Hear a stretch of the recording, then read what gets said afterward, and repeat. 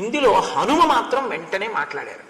హనుమ ఎక్కడ ఉన్నారో అక్కడ బుద్ధి వైభవం ఉంటుంది. ఆయన్ని నమ్మిన వాడికి, ఆయన్ని సేవించిన వాడికి మంచి వాక్పుటత్వం కూడా వస్తుంది.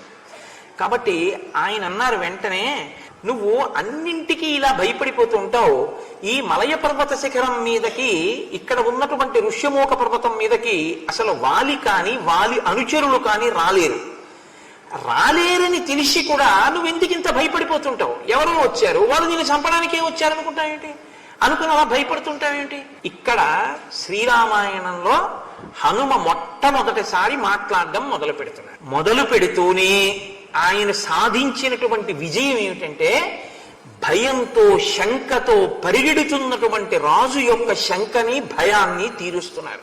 రాజు భయపడితే మంత్రి భయపడి పరిగెత్తాడు అనుకోండి, ఇంకెందుకు ఆ మంత్రి? ఆయన ఆలోచించారు. ఆలోచించి వివేచనతో కూడిన తన నిర్ణయాన్ని ప్రకటిస్తున్నారు.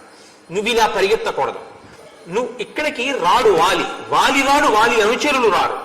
ఆ వచ్చిన వాళ్ళు ఎందుకు వచ్చారో మనకి తెలియదు. అసలు తెలియకుండా వాలే పంపాడని ఎలా అనుకుంటున్నావు? అనుకుని ఇలా గెంతులు ఎందుకు వేస్తున్నావు నువ్వు? అలా గంతులు వేయకూడదు, తప్పు. నీ యొక్క పరిస్థితి చూస్తే నాకేమనిపిస్తోందో తెలుసా? ఇంత బలహీనమైనటువంటి మనస్సున్నవాడివి, ఒక వానరుడివి, ఒక రాజుగా ప్రవర్తించలేని వాడివి, ఇటువంటి వాడివి నువ్వు రేపొద్దున్న రాచరికం ఏం చేస్తావు? రేపొద్దున్న ఒకవేళ నీకు రాజరికమే వస్తే నువ్వు ఎలా కూర్చుంటావు రాజుగా? నీది చాలా తేలికైనటువంటి మనస్సు, కదిలిపోతోంది, చంచలత్వాన్ని పొందుతోంది, అన్నింటికీ భయమే నీకు. మరిన్ని వీడియోస్ కోసం గాడ్ స్టేటస్ 03ని ఫాలో చేసుకోండి. అప్పుడే మీరు మరిన్ని రామాయణం వీడియోలు చూడగలరు.